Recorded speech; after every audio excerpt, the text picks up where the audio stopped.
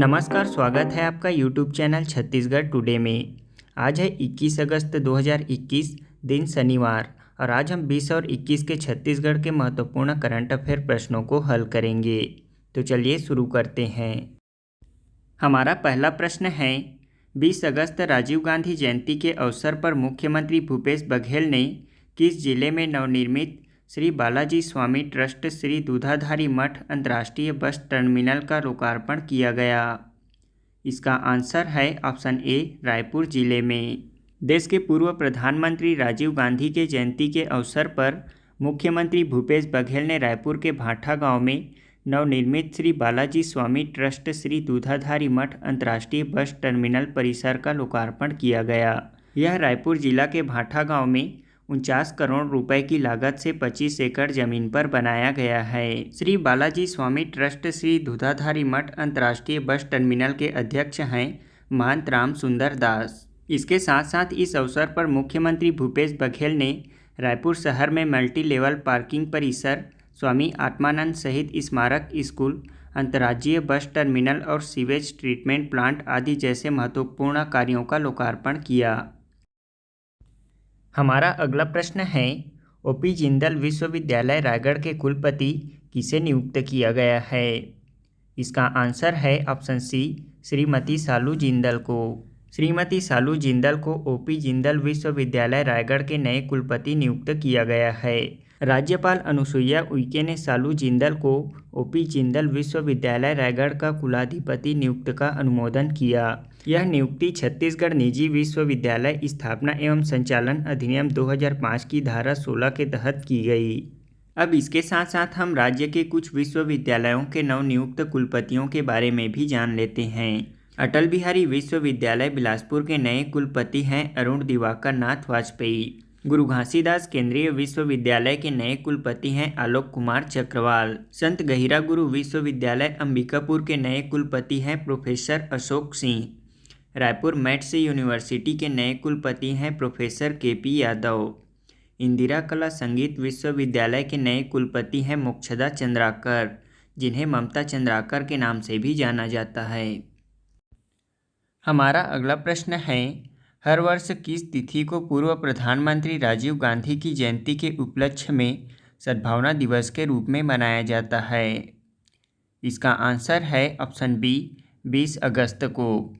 हर वर्ष 20 अगस्त को पूर्व प्रधानमंत्री राजीव गांधी की जयंती के उपलक्ष्य में सद्भावना दिवस के रूप में मनाया जाता है। इस वर्ष 20 अगस्त 2021 को हम पूर्व प्रधानमंत्री राजीव गांधी की 77वीं जयंती मनाने जा रहे हैं। भारतीय राष्ट्रीय कांग्रेस में उनकी मृत्यु के एक साल बाद 1992 में राजीव गांधी सद्भावना पुरस्कार की स्थापना की गई। हर साल यह दिन स्वर्गीय राजीव गांधी की याद में मनाया जाता है, जो 40 वर्ष की उम्र में भारत के सबसे युवा प्रधानमंत्री थे। बता दें कि उन्होंने शिक्षा प्रणाली के आधुनिकीकरण के लिए 1986 में एक राष्ट्रीय शिक्षा नीति लेकर आए और उन्होंने जवाहर नवोदय विद्यालय प्रणाली की स्थापना की, जहां उन्होंने कक्षा 6वीं से 12वीं तक के ग्रामीण वर्गों को मुफ्त आवासीय शिक्षा प्रदान की। हमारा अगला प्रश्न है, छत्तीसगढ़ के कितने पुलिस अधिकारियों कर्मचारियों को विशिष्ट सेवा, सराहनीय सेवा और वीरता पदक प्रदान किया जाएगा? इसका आंसर है ऑप्शन सी, 32 पुलिस अधिकारियों व कर्मचारियों को। बता दें कि केंद्र सरकार द्वारा स्वतंत्रता दिवस के अवसर पर विशिष्ट सेवा, सराहनीय सेवा और वीरता पदक के लिए चयनित पुलिस अधिकारियों कर्मचारियों के नाम की घोषणा की गई है। प्रदेश के 32 अधिकारियों एवं कर्मचारियों को पुरस्कारों के लिए चयनित किया गया है। इसके तहत राज्य के 10 अधिकारियों कर्मचारियों को सराहनीय सेवा पदक और 21 को वीरता पदक दिया जाएगा।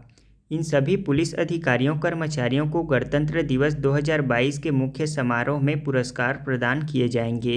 इसमें सीआईडी के सहायक पुलिस महानिरीक्षक उदयभान सिंह चौहान को विशिष्ट सेवा के लिए राष्ट्रपति पुलिस पदक प्रदान किया जाएगा। हमारा अगला प्रश्न है, हाल ही में किसने defence India startup challenge disc 5.0 launch किया है? इसका आंसर है ऑप्शन सी, राजनाथ सिंह ने। राजनाथ सिंह द्वारा defence India startup challenge disc 5.0 launch किया गया है। रक्षा मंत्री राजनाथ सिंह ने 19 अगस्त 2021 को नई दिल्ली में innovation for defence excellence defence innovation organisation पहल के तहत defence India startup challenge 5.0 launch किया गया। रक्षा मंत्रालय ने वित्तीय वर्ष 2021-22 के लिए आईडेक्स पहल के माध्यम से घरेलू खरीद के लिए 1000 करोड़ रुपए निर्धारित किए हैं। रक्षा उत्पादन विभाग रक्षा मंत्रालय ने रुपये 498.80 करोड़ रुपए की बजटीय समर्थन को आईडेक्स के लिए अगले 5 वर्षों 2021-22 से 2025-26 तक के लिए मंजूरी दी है। बता दें कि डिस्क एक ऐसा प्लेटफॉर्म है जहां सरकार, सेवाएं, थिंक टैंक, उद्योग, स्टार्टअप और नवप्रवर्तनकर्ता एक मजबूत, आधुनिक और अच्छी तरह से सुसज्जित सैन्य और समान रूप से सक्षम और आत्मनिर्भर रक्षा उद्योग बनाकर रक्षा और एरोस्पेस क्षेत्र को पूरी क्षमता तक पहुंचाने में मदद करने के लिए मिलकर काम कर सकते हैं। हमारा अगला प्रश्न है, महादेव झरना राज्य के किस जिले में स्थित है? इसका आंसर है ऑप्शन डी, नारायणपुर जिले में। महादेव झरना नारायणपुर जिले में स्थित है। यह नारायणपुर जिला मुख्यालय से 70 किलोमीटर दूर ओरछा ब्लॉक अबूझमाड़ के ग्राम पंचायत कोडोली के अंतर्गत छोटे टोंडा बेड़ा के पास स्थित जलप्रपात है। इसे यहाँ के स्थानीय लोग महादेव झरना के नाम से जानते हैं। यह ओरछा ब्लॉक से 15 किलोमीटर दूर स्थित है, जहाँ सैलानियाँ दूर दूर से देखने को पहुँचते हैं। इस झरने से साल भर पानी गिरता रहता है। इसके अलावा नारायणपुर में खुरसेल जलप्रपात और नोगो बाबा जलप्रपात भी स्थित है। छत्तीसगढ़ सरकार द्वारा हर साल 20 अगस्त को किनके नाम पर खेल प्रतिभा सम्मान प्रदान करने का निर्णय लिया गया है? इसका आंसर है ऑप्शन सी, राजीव गांधी। हमारा अगला प्रश्न है, छत्तीसगढ़ में नवगठित जिला मोहला मानपुर का नाम बदलकर अब क्या रखा गया है?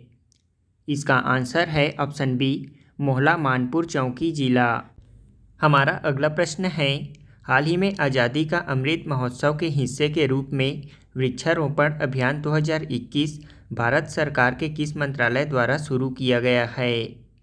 इसका आंसर है ऑप्शन डी, कोयला मंत्रालय। हमारा अगला प्रश्न है, हाल ही में राज्य के किस जिले में निजी विश्वविद्यालय भारतीय विश्वविद्यालय की स्थापना करने के संबंध में छत्तीसगढ़ निजी विश्वविद्यालय स्थापना एवं संचालन संशोधन विधेयक 2021 में हस्ताक्षर किया गया है? इसका आंसर है ऑप्शन बी, दुर्ग जिले में।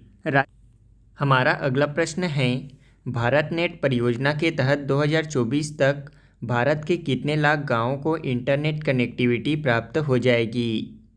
इसका आंसर है ऑप्शन ए, 6 लाख गांवों को। अब हम कल के क्विज़ का आंसर जान लेते हैं। पहला प्रश्न था, छत्तीसगढ़ के किस जिले में नारियल विकास बोर्ड का गठन किया गया है? इसका आंसर है कोंडागांव जिले में। कोंडागांव जिले में नारियल विकास बोर्ड का गठन किया गया है। इसके माध्यम से वहां के किसानों को कोको की खेती के लिए प्रोत्साहित किया जाएगा।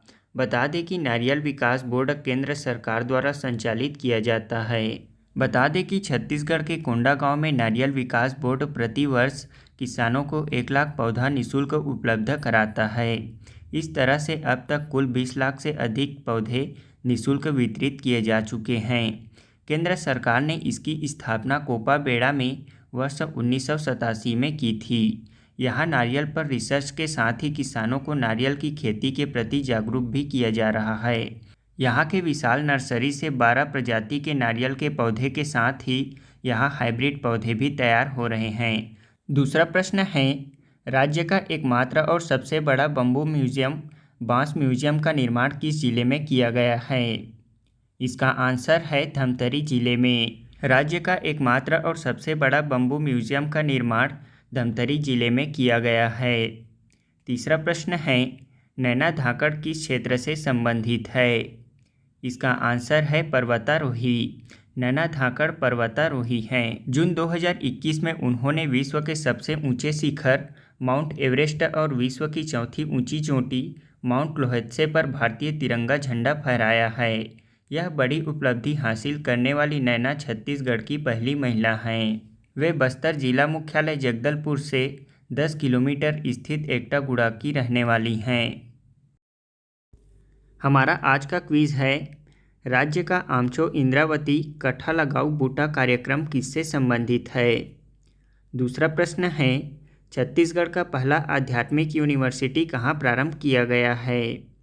तीसरा प्रश्न है, नीमगांव पक्षी विहार कहाँ स्थित है।